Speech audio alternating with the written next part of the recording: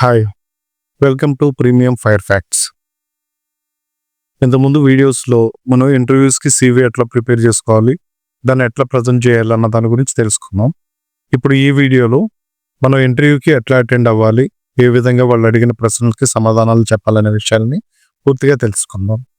ఈ వీడియో బేసిక్‌గా ఎవరైతే ఫస్ట్ టైం ఇంటర్వ్యూస్‌కి వెళ్తున్నారో, లేదు ఇంటర్వ్యూస్ అనే భయం ఏదైతే ఉందో అట్లాంటి వాళ్ళకి ఇది చాలా ఉపయోగపడుతుంది. ఈ వీడియోని పూర్తిగా చూడండి. నచ్చితే లైక్ చేయండి, సబ్స్క్రైబ్ చేయండి. ఈ వీడియో మీకోసమే. ఏదైనా ఇంటర్వ్యూకి వెళ్ళేటప్పుడు మన డ్రెస్ కోడ్ ఎట్లా ఉండాలి, మన హెయిర్ స్టైల్ ఎట్లా ఉండాలి, మనం ఎట్లాంటి షూస్ వేసుకోవాలి, ఇలాంటి వాటి గురించి మనం ముందు వీడియోలో చర్చించుకున్నాం.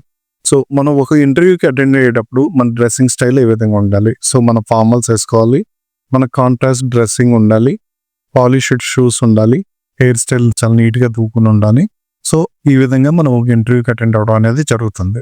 సో ఇంటర్వ్యూకి అటెండ్ అయిన తర్వాత మనకి వాళ్ళ ఫ్రంట్ ఆఫీస్ ఏదైతే ఉందో అక్కడ కూర్చోబెడతారు వచ్చిన వాళ్ళందరినీ. సో వాళ్ళందరినీ అక్కడ కూర్చోబెట్టినప్పుడు కూడా మనం కూర్చునే విధానం కానీ, మనం యూజ్ చేసే టైం కానీ, ఆ టైంలో మనం ఎట్లా యూటిలైజ్ చేస్తున్నాం ఏంటన్నది కూడా వాళ్ళ అబ్జర్వేషన్ అనేది ఉంటుంది. సో దాని తర్వాత మనం ఒక ఇంటర్వ్యూకి వెళ్ళినప్పుడు వాళ్ళు బేసిక్గా లోపలికి వెళ్ళిన తర్వాత మనం పొలైట్గా కూర్చోవాలి వాళ్ళ ఎదురుకుండా. సో ఎంత జెంటిల్మెన్గా కూర్చుంటే అంత బాగుంటుంది. అండ్ మన సిట్టింగ్ పొజిషన్ అనేది చాలా ఇంపార్టెంట్. రెండోది, మన ఇంటర్వ్యూకి వెళ్ళేటప్పుడు చాలా భయాలతోటి, నర్వస్ తోటి మనం అటెండ్ అవుతాం. సో అట్లాంటి నర్వస్ ఏమీ అవసరం లేదు. మనం ఏదైనా ఇంటర్వ్యూకి వెళ్ళినప్పుడు మనకు కాన్ఫిడెంట్గా ఉండాలి. సో ఫస్ట్ మనకు కావాల్సింది సెల్ఫ్ కాన్ఫిడెన్స్. సో ఆ సెల్ఫ్ కాన్ఫిడెన్స్ అనేది మనం ఎట్లా ప్రిపేర్ చేసుకోవాలి అంటే, మనకి సబ్జెక్ట్ నాలెడ్జ్ పూర్తిగా తెలుసుండి మన మీద మనం నమ్మకం ఉన్నప్పుడు సెల్ఫ్ కాన్ఫిడెన్స్ అనేది మనకి ఇంప్రూవైజేషన్ చేసుకోవచ్చు. సో అట్లా మనం సెల్ఫ్ కాన్ఫిడెంట్గా కూర్చోవాలి. మన డ్రెస్సింగ్ స్టైల్, మన హెయిర్ స్టైల్, మన లుక్స్ అన్నీ కూడా ప్రాపర్గా ఉండేలా చూసుకోవాలి. మనం ఎదుటి వ్యక్తితో మాట్లాడేటప్పుడు ఇంటర్వ్యూలు ఎవరైతే ఉంటారో వాళ్ళతో ఐ టు ఐ మనం కాంటాక్ట్ చేసి మనం ఏదైనా వాళ్ళ ప్రశ్నలు అడిగినప్పుడు మన సమాధానాలు ఇచ్చేటప్పుడు మనం పర్ఫెక్ట్గా వాళ్ళు ఏదైతే అడుగుతున్నారో దానికి ఏదైతే రిలేటివ్గా ఉంటుందో ఆ రిలేటెడ్ మనం ఆన్సర్ అనేది ఇవ్వడం జరుగుతుంది వాళ్ళకి. సో వాళ్ళు ఏ విధంగా క్వశ్చనర్స్ అనేవి ఉంటాయి, మనం ఏ విధంగా ఆన్సర్స్ అనేది ప్రిపేర్ అవ్వాలన్న దాని గురించి ఈ వీడియోలో పూర్తిగా చర్చిద్దాం. ఈ వీడియో నచ్చినట్లయితే లైక్ చేయండి, సబ్స్క్రైబ్ చేయండి. ఈ వీడియోని పూర్తిగా చూడండి. ఫ్రెండ్స్, మనం ఇంటర్వ్యూలో వెళ్ళంగానే ఫస్ట్ వాళ్ళు మనల్ని కూర్చోమని ఆఫర్ చేస్తారు. సో ఆఫర్ చేసినప్పుడు మనం పొలైట్గా వెళ్ళి కూర్చోవాలి. కూర్చున్న తర్వాత గుడ్ మార్నింగ్ అని గ్లాడ్ చేయాలి. సో అట్లా మనం వాళ్ళని ఇంట్రడ్యూస్ చేసుకున్న తర్వాత అక్కడ మనకి ఇంటర్వ్యూ అనేది స్టార్ట్ అవుతుంది. సో మీ ప్యానల్ ఇంటర్వ్యూస్ ఉంటాయి, లేకపోతే 1-to-1 ఉంటుంది. సో మనం ఇంటర్వ్యూ అటెండ్ అయిన దాన్ని బట్టి, వాళ్ళకున్న జాబ్ పొజిషన్ బట్టి, వాళ్ళ జాబ్ ప్రొఫైల్ని బట్టి వాళ్ళు ప్రిపేర్ చేస్తారు అట్లా. సో ఎవరైతే వాళ్ళు సపోజ్ 1-to-1 ఇంటర్వ్యూ ఉంది, 1-to-1 ఇంటర్వ్యూలు ఎక్కువ క్వశ్చనర్స్ ఉండవు.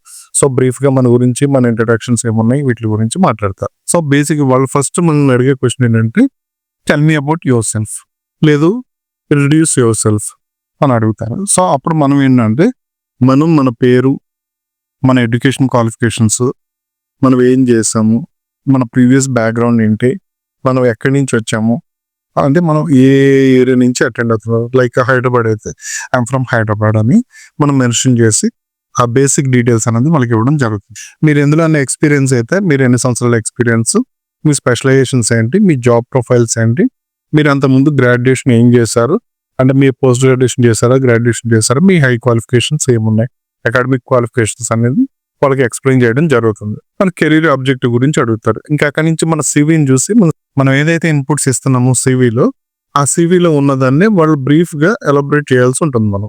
సో అక్కడ మనం వాళ్ళకి ఎలాబరేట్ చేసేటప్పుడు ఏముంటుంది అంటే మన కెరీర్ ఆబ్జెక్టివ్. సో మనం ఏమవుదాం అనుకుంటున్నాం, మన గోల్ ఏంటి అన్న దాని గురించి, మన ఫ్యూచర్లో ఏం చేయాలి, ఏం చేయదలుచుకున్నాం అన్న దాని గురించి వాళ్ళకి క్లుప్తంగా వివరించాలి. సో కెరీర్ ఆబ్జెక్టివ్లో ఏంటంటే మనకి ఏదైతే ఎక్స్ప్లెయిన్ చేసామో దాన్ని నెక్స్ట్ ఫ్యూచర్లో మనం ఏమవదలుచుకున్నాం, మన గోల్ ఏంటి, మన అచీవ్మెంట్స్ ఏంటి, మనం ఏదైతే ప్లాన్ చేసుకున్నాం, మన ఫ్యూచర్ని ఎట్లా ప్లాన్ చేసుకున్నాం, ఇవన్నీ కూడా కెరీర్ ఆబ్జెక్టివ్లో మనం చెప్పాల్సి ఉంటుంది. తర్వాత వాళ్ళు అడిగే ప్రశ్నలు ఏముంటాయంటే, అసలు మీరు ఈ కంపెనీకి ఎట్లా వచ్చారు, అంటే మీకు ఎవరన్నా రెఫర్ చేశారా, లేదు వాకిన్ అయ్యారా, లేదా ఏదైనా జాబ్ పోర్టల్స్లో మీరు అప్లై చేశారా, లేదు మా కంపెనీ నుంచి మీకు ఎవరైనా కాల్ చేశారా, లేదు మీరు డైరెక్ట్ వాకిన్ అవుతున్నారా, లేదు ఎక్కడన్నా ప్రెస్ నోట్ కానీ ఏదైనా చూసారా, ఎక్కడన్నా యాడ్ కానీ చూసారా, ఈ కంపెనీకి ఎట్లా వచ్చారన్న దాని గురించి మిమ్మల్ని క్వశ్చన్ చేస్తారు. అప్పుడు మీరు ఏమైనా సమాధానం చెప్తారంటే, మీరు ఏదైనా కన్సల్టెన్సీ త్రూ వస్తే సో అండ్ సో కన్సల్టెన్సీ నుంచి నాకు ఇట్లా కాల్ వచ్చింది, సో అండ్ సో పొజిషన్స్ ఉన్నాయని, వేకెన్సీస్ ఉన్నాయని ఇన్ఫర్మేషన్ వచ్చింది. సో దాని పరంగా నేను ఇక్కడికి వచ్చి అటెండ్ అయ్యానని చెప్తాను. లేదు ఎక్కడన్నా పేపర్లో యాడ్ చూసారు, యాడ్ చూసి సో అండ్ సో వేకెన్సీస్ ఉన్నాయని యాడ్ చూసాను, సో అండ్ సో పేపర్లో మీరు యాడ్ ఇచ్చారు కదా, ఆ పేపర్ యాడ్ చూసి, లేకపోతే ఏదైనా జాబ్ పోర్టల్స్ అంటే లింక్డ్ఇన్ కానీ, నౌకరీ కానీ ఇట్లా వాటిలో మేము అప్లై చేస్తాము. సో దాని నుంచి మాకు ఇంటర్వ్యూ కాల్ లెటర్స్ వచ్చినాయి. సో దానివల్ల మేము ఇక్కడికి రావడం జరిగిందని చెప్పి, అంటే మనం ఏ విధంగా ఈ ఇంటర్వ్యూకి అటెండ్ అయ్యాము, ఈ కంపెనీ గురించి ఎందుకు వచ్చాము, ఈ కంపెనీలో జాబ్కి ఎట్లా వచ్చాము, ఇక్కడ ఈ పొజిషన్ వేకెన్సీ ఉందని మనకి ఎట్లా తెలిసిందో, మనం ఎట్లా వచ్చాము, లేదు ఎవరైనా ఫ్రెండ్ రిఫరెన్సెస్ ఇచ్చారా, సో ఆ రిఫరెన్స్ త్రూ ఏమన్నా వచ్చామో, వీటి గురించి మనం ఎక్స్ప్లెయిన్ చేయాలి. అసలు ఈ కంపెనీ గురించి మీకు ఏం ఐడియా ఉందో చెప్పండి అంటారు. సో మనం ఒక ఇంటర్వ్యూకి వెళ్ళేటప్పుడు మనం ఏ కంపెనీకి అయితే అటెండ్ అవుతున్నామో ఆ కంపెనీ యొక్క డీటెయిల్స్ వెబ్సైట్స్లో కానీ, లేదంటే గూగుల్లో కానీ ఎక్కడన్నా మన ఇన్ఫర్మేషన్ అనేది సెర్చ్ చేయాలి. మనం ఏదైనా కంపెనీకి అటెండ్ అయ్యేటప్పుడు ఆ కంపెనీ యొక్క డీటెయిల్స్, దాని ఎండి ఎవరు, దాని సిఇఓ ఎవరు, దాని బోర్డ్ ఆఫ్ డైరెక్టర్స్ ఎవరు, సో అక్కడ జాబ్ పొజిషన్స్ ఏం వేకెన్సీ ఉంది, ఆ జాబ్ ప్రొఫైల్ ఏముంది, వీటిలన్నిటి గురించి మనం ఒకసారి తెలుసుకున్న తర్వాత ఒక ఇంటర్వ్యూ అనేది అటెండ్ అవ్వడం జరుగుతుంది. సో అట్లా అటెండ్ అయ్యేటప్పుడు మనం ఆ పొజిషన్కి ఏదైతే రిక్వైర్మెంట్స్ ఉన్నాయో దానికి మన బ్యాక్గ్రౌండ్ ఏదైతే సెట్ అవుతుందో అది దానికి మ్యాచ్ అవుతుందో లేదో ఇవన్నీ చూసుకుని రావడం జరుగుతుంది. సో అదే విషయాన్ని వీళ్ళ దగ్గర మనం ఎక్స్ప్లెయిన్ చేయాలి. సో నేను ఈ పొజిషన్ కోసం ఈ కంపెనీకి వచ్చాను, ఈ కంపెనీ పలానా టైంలో స్థాపించబడింది, సో ఈ కంపెనీలో ఎంతమంది ఎంప్లాయీస్ ఉన్నారు, ఎంతమంది ఎంప్లాయీస్ ఫీడ్బ్యాక్ మంచిగా ఉంది, సో ఈ కంపెనీకి ఈ ఎండి సో అండ్ సో పర్సన్, లేదు అక్కడ బోర్డ్ ఆఫ్ డైరెక్టర్స్ కానీ, లేదంటే ఒక హెడ్ ఎవరైతే ఉన్నారో వాళ్ళ గురించి కానీ, సో ఇట్లా నేను వాళ్ళ గురించి నా ఫ్యూచర్ అనేది బాగుంటుందని చెప్పి కంపెనీకి రావడం జరిగిందని చెప్పి మనం వాళ్ళకి ఎక్స్ప్లెయిన్ చేయాలి. తర్వాత వాళ్ళు అడిగే బేసిక్ కోచింగ్ ఏంటంటే మీ ఎడ్యుకేషన్ క్వాలిఫికేషన్స్ ఏంటి, మీరు ఏం చేశారు, మీ ప్రాజెక్ట్స్ ఏమైనా చేశారని అడుగుతారు. సో బేసిక్గా అంటే ఒక ఫ్రెషర్కి బేసిక్గా అడిగేది ఈ క్వశ్చన్స్ ఉంటాయి. అంటే మన అకాడమిక్ క్వాలిఫికేషన్స్ ఏంటి, మనం హైయెస్ట్ గ్రాడ్యుయేషన్ ఏం చేస్తాం, so highest qualification post graduation అనుకోండి. పోస్ట్ గ్రాడ్యుయేషన్ అంటే మాస్టర్స్లో మనం ఏం చేస్తాం, ఏ సబ్జెక్ట్ మీద చేస్తాం, మన స్పెషలైజేషన్స్ ఏంటి, మనం అందులో ఏమైనా ప్రాజెక్ట్ చేసామా, లేదు ఇంటర్న్షిప్స్ ఏమైనా అటెండ్ అయ్యామా, లేదంటే చాలా మంది సమ్మర్లో కూడా ఏం చేస్తారంటే ఇంటర్న్షిప్స్ అట్లాంటివి కంప్లీట్ చేస్తారు. సో వాలంటరీగా వాళ్ళు వెళ్ళి చేసుకోవడం కూడా జరుగుతుంది, చాలా కోర్సెస్ ఇట్లాంటివి చేయడం జరుగుతుంది.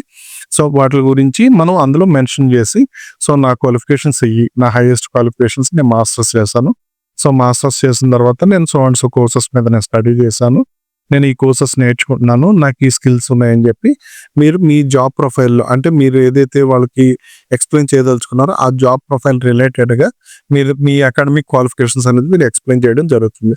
సో అకాడమిక్ క్వాలిఫికేషన్స్ ఎక్స్ప్లెయిన్ చేసే టైంలో కంపల్సరీ మీరు ఏ ఇయర్లో పాస్ అవుట్ అయ్యారు, మీ పర్సంటేజ్ ఏంటి, మీరు ఏ కాలేజ్ నుంచి పాస్ అవుట్ అయ్యారు, ఏ యూనివర్సిటీ నుంచి పాస్ అవుట్ అయ్యారు అన్నది వాళ్ళకి కంపల్సరీ మెన్షన్ చేయాలి. So highest qualification post graduation అంటే పోస్ట్ గ్రాడ్యుయేషన్, దాని తర్వాత డిగ్రీ, సో గ్రాడ్యుయేషన్ అనేది ఎక్కడ చేస్తారు, గ్రాడ్యుయేషన్ క్వాలిఫికేషన్స్, తర్వాత ఇంటర్ క్వాలిఫికేషన్స్, తర్వాత ఎస్ఎస్సి, ఈ 4 మెయిన్ మేజర్గా ఇంపార్టెంట్.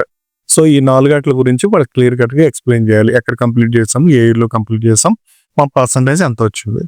ఏదైనా ప్రాజెక్ట్స్ చేస్తే నేను సో ప్రాజెక్ట్స్ మీద వర్క్ చేశానని ఆ ప్రాజెక్ట్స్ రిలేటెడ్గా మీరు ఈ సబ్జెక్ట్ ఏం తీసుకున్నారు, దాని టైటిల్ ఏం తీసుకున్నారు, సో అక్కడ ఎంతమంది ఎంప్లాయీస్ మీద మీరు స్టడీ చేశారు, లేదు ఏదైనా మ్యానుఫ్యాక్చరింగ్ యూనిట్లో చేశారా, లేదంటే ఏదైనా వేరే కంపెనీస్లో ఐటీ రిలేటెడ్ కంపెనీస్లో వర్క్ చేస్తారా, ఏదైనా ప్రాజెక్ట్స్ మీద వర్క్ చేసినప్పుడు అక్కడ ఏదైతే ఆ ప్రాజెక్ట్స్ కంప్లీట్ అయినాయో ఆ ప్రాజెక్ట్ డీటెయిల్స్ అన్ని కూడా మీరు అందులో ఎక్స్ప్లెయిన్ చేయాలి. తర్వాత మీకున్న స్కిల్స్ గురించి వాళ్ళు అడగడం జరుగుతుంది. అంటే మీకు సాఫ్ట్ స్కిల్స్ ఏమున్నాయి, మీరు ఆపరేటింగ్ సిస్టమ్స్ దేని మీద వర్క్ చేయగలరు. సో ఇప్పుడు ప్రజెంట్ ఉన్న ట్రెండ్లో అందరూ కూడా ప్రతి కంపెనీలో కూడా సిస్టమ్ మీద వర్క్ ఉంటుంది. సో అక్కడ మీరు ఓఎస్ అనేది మీరు కంపల్సరీ మీరు చేయగలరో లేదా, మీకు దేని మీద పట్టుంది, ఏ ఇయర్ వరకు మీరు అప్డేట్ చేశారో, మీరు ఏ ఇయర్ వరకు లాస్ట్ వర్క్ చేశారు, ఈ వీటన్నిటి గురించి సాఫ్ట్ స్కిల్స్ అనేది వాళ్ళు డిస్కస్ చేయడం జరుగుతుంది. దాని తర్వాత వాళ్ళు ఏం చేస్తారంటే మనకి స్వాట్ అనాలిసిస్ చేస్తారు. అంటే మన స్ట్రెంగ్త్స్ ఏంటి, మన వీక్నెస్ ఏంటి, మన ఆపర్చునిటీస్ ఏంటి, మన థ్రెట్స్ ఏంటి. సో మన థ్రెట్స్ ఏమున్నాయి వాటి గురించి మనం చెప్పాలి, మన ఆపర్చునిటీస్ ఏమున్నాయి అన్న దాని గురించి చెప్పాలి.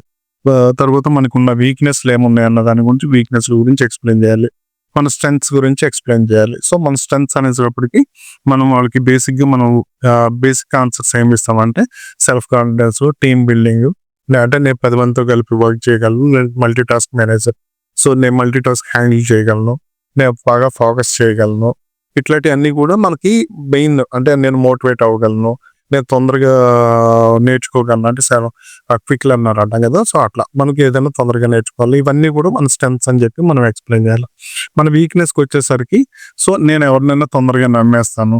తర్వాత ఆపర్చునిటీస్ థ్రెటన్స్ గురించి మీకు ఆల్రెడీ తెలుసు. సో ఆ ఆపర్చునిటీస్ ఏముంటాయి, మీకు ఫ్యూచర్లో ఎట్లాంటి ఆపర్చునిటీస్ మీరు గెయిన్ అవ్వాలి, ఇట్లాంటి వాటి గురించి కూడా మీరు స్వాట్ అనాలిసిస్లో మీరు ఎక్స్ప్లెయిన్ చేయడం జరుగుతుంది. ఒక ఇంటర్వ్యూ జరిగేటప్పుడు మీరు అబ్జర్వ్ చేయాల్సిన పాయింట్ ఏంటంటే మీరు అసలు ఏ జాబ్ ప్రొఫైల్కి మీరు అప్లై చేస్తున్నారు, మీరు దేనికోసం అప్లై చేశారు, దాన్ని అంటే మనం ఏ డిజిగ్నేషన్కి అయితే మనం అప్లై చేస్తున్నామో, ఏ పోస్ట్కి అయితే మనం అప్లై చేస్తున్నామో ఆ పోస్ట్కి అప్లై చేసేటప్పుడు దాని బ్యాక్గ్రౌండ్ ఏం కావాలి, ఇవన్నీ కూడా మనం ముందుగా తెలుసుకోవాలి.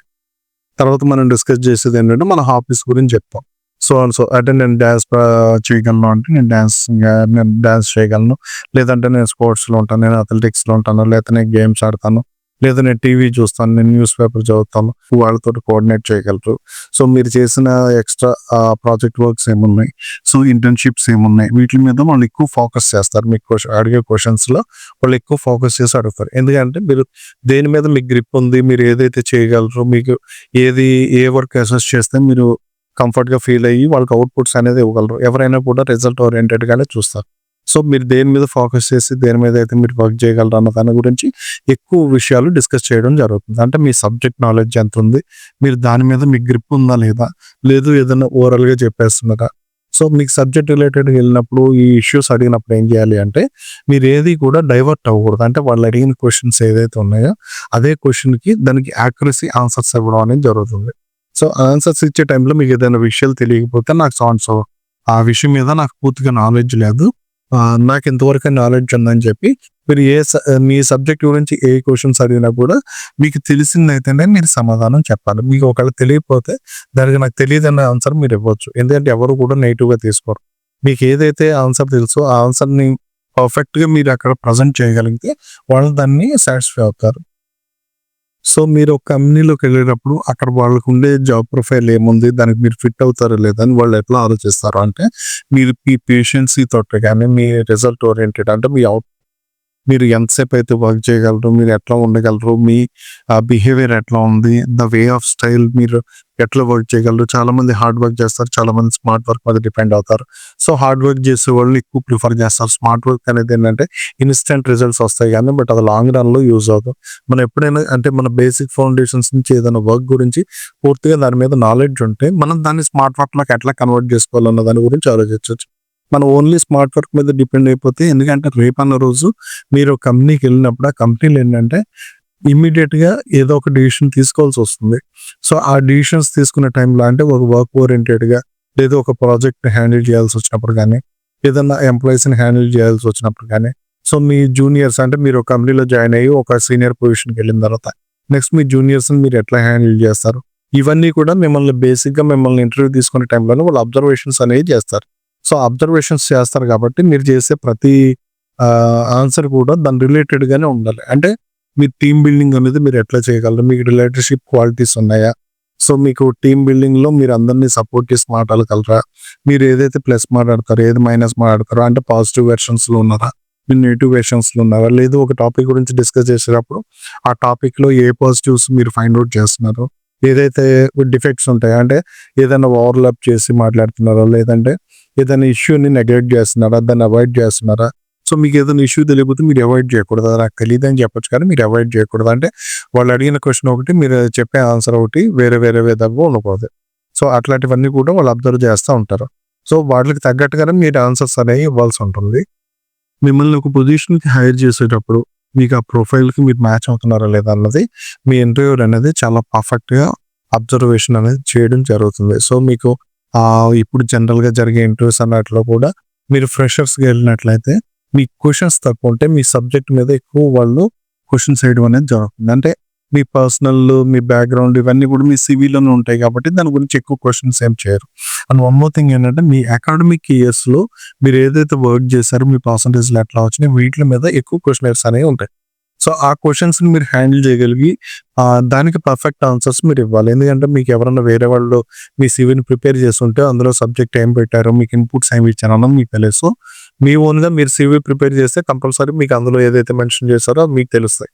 అది తెలిసిన దాన్ని మీరు ఎక్స్ప్లెయిన్ చేయడం ఈజీ అవుతుంది. సో వాళ్ళు కూడా మెయిన్ ఏంటంటే సబ్జెక్ట్ మీద, అంటే మీరు ఫ్రెషర్స్ ఉన్నప్పుడు ఏంటంటే మీ అకాడమిక్ సబ్జెక్ట్స్ మీద, మీరు చేసిన ప్రాజెక్ట్స్ మీద, వీటి మీద ఎక్కువ క్వశ్చన్స్ వేయడం అనేది జరుగుతుంది.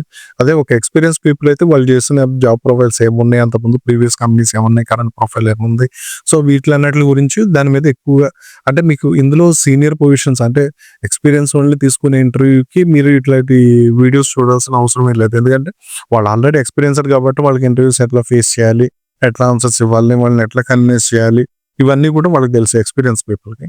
బట్ బేసిక్గా ఒక ఫ్రెషర్స్ అనేవాళ్ళు అటెండ్ అయ్యేటప్పుడు ఏంటంటే ఒక కంపెనీ 2 కంపెనీస్లోనే చేసిన వాళ్ళు, వాళ్ళకి ఏంటంటే చిన్న చిన్న డౌట్స్ ఉంటాయి, దాన్ని ఎట్లా ఫేస్ చేయాలి ఏంటన్నది.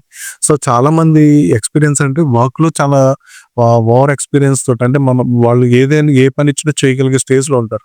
బట్ వాళ్ళు ఇక్కడ ఇంటర్వ్యూలో ప్రజెంటేషన్ ఇచ్చేటప్పుడు మాత్రం వాళ్ళు చాలా నర్వస్ ఫీల్ అవ్వడం, భయపడడం ఉండడం, తర్వాత వాళ్ళకి అంటే వాళ్ళు అడిగేటప్పుడు కూడా వీళ్ళకి నోట్లో నుంచి మాట రాకపోవడం, సో ఇట్లాంటివన్నీ జరుగుతాయి. ఇవన్నీ జరగడానికి మెయిన్ రీజన్ కమ్యూనికేషన్ స్కిల్స్. ఆ కమ్యూనికేషన్ స్కిల్స్ మీరు ఎట్లా ఇంప్రూవ్ చేయాలి ఏంటన్నా ఇప్పుడు ఆన్లైన్ కోర్సులు వచ్చినాయి. సో ఏదైతే ఇట్లా వెబ్ పోర్టల్స్ లో వీటిల్లో మీకు అట్లాంటి ఇన్ఫర్మేషన్ దొరుకుతుందో ఆ ఇన్ఫర్మేషన్ తీసుకుని మీరు ఒకసారి దాన్ని వెరిఫై చేసుకుని బై హార్ట్ చేయాలంటే మనం ఎట్లా ప్రిపేర్ అవ్వాలి, ఎట్లా వెళ్ళాలి, వాళ్ళు ఏ క్వశ్చన్స్ అడిగితే మనం ఆన్సర్స్ ఎట్లా ఇవ్వాలన్నది, మనం ఇంగ్లీష్ లో వాళ్ళని ఎట్లా కమ్యూనికేట్ చేయాలి.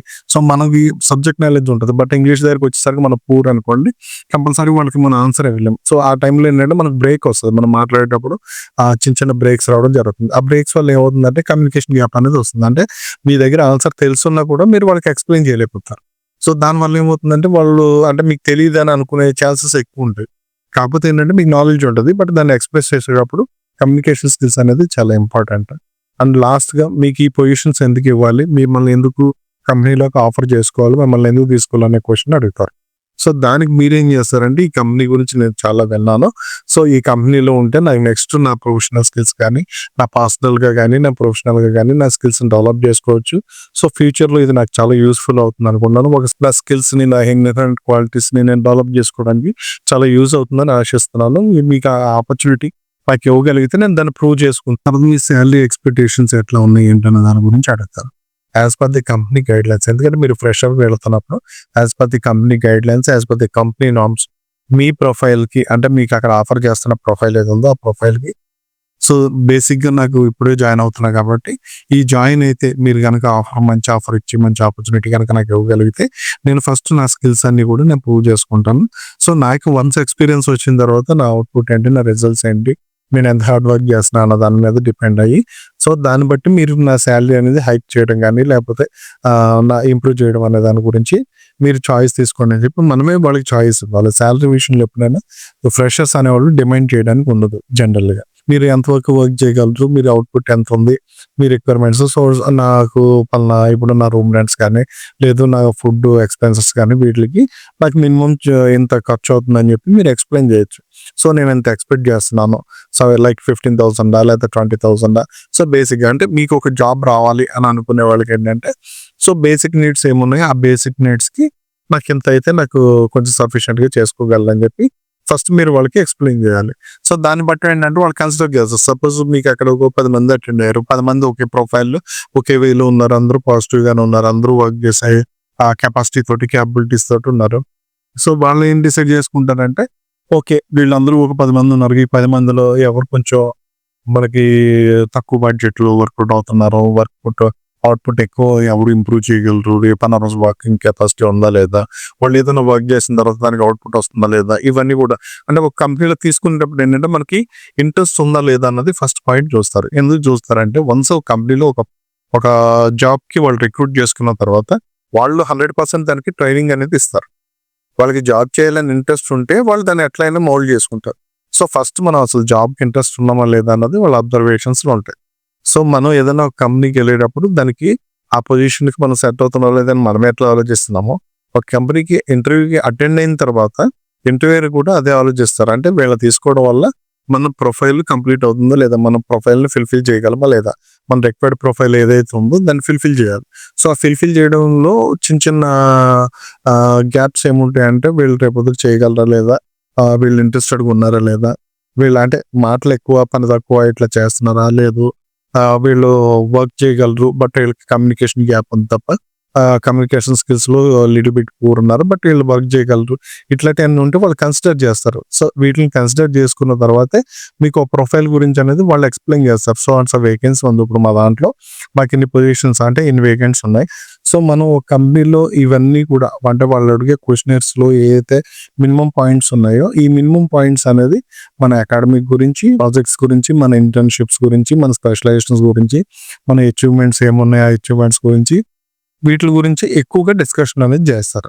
సో, మెయిన్ మనం గుర్తుపెట్టుకోవాల్సింది మన ఇంట్రడక్షన్, మన అకాడమిక్ క్వాలిఫికేషన్స్, మన స్కిల్స్, మన అకాడమిక్ అచీవ్‌మెంట్స్, మన హాబీస్. సో, మనం ఏదైనా ప్రాజెక్ట్స్ గానీ, స్పెషలైజేషన్స్ గానీ చేస్తే వాటి గురించి మనం క్షుణ్ణంగా అంటే మన గురించి మనం ఎక్స్‌ప్లెయిన్ చేసుకోవాల్సి, మనం ప్రజెంట్ చేసుకోవాలి కాబట్టి కంపల్సరీ వాటి మీద కమాండింగ్‌గా మనం మాట్లాడగలిగి ఉండాలి.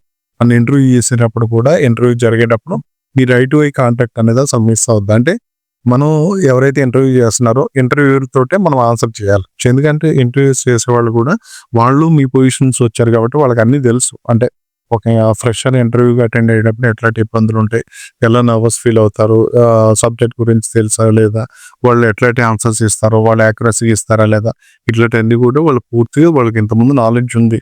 సో, ఆ నాలెడ్జ్‌ని బేస్ చేసుకొని మీకు ఏదైనా వాళ్ళు కన్సిడర్ చేసి సో, మీరు వర్క్ ఇంట్రెస్ట్ ఉంది కాబట్టి మీరు చేయగలరు అన్న నమ్మకం అవతల వాళ్ళకి కలిగేటట్టు ఉండాలి. అంటే ఫస్ట్ మీ సెల్ఫ్ కాన్ఫిడెన్స్‌ని బిల్డ్ చేసుకోండి. మీరు బిల్డ్ చేసుకున్న తర్వాత మీరు ఏ క్వెషన్స్‌కి ఏ ఆన్సర్స్ ఇస్తే బాగుంటుంది, ఎట్లాంటి ఆన్సర్స్ ఇస్తే వాళ్ళు సాటిస్ఫై అవుతారన్నది మీకు అర్థమయ్యే ఉంటుంది. సో, మీరు ఒక ఇంటర్వ్యూకి వెళ్ళినప్పుడు ఏ విషయానికి భయపడొద్దు. ధైర్యంగా అటెండ్ అవ్వండి. మీరు సెల్ఫ్ కాన్ఫిడెంట్ తోటి ఉండండి. మీరు అక్కడ ఏ క్వెషన్స్ అడిగినా కూడా మీరు ఆన్సర్ చేయగలరు. మీకు ఏమన్నా డౌట్స్ అట్లాంటివి ఏమన్నా ఉంటే కామెంట్స్ రూపంలో తెలియచేయండి.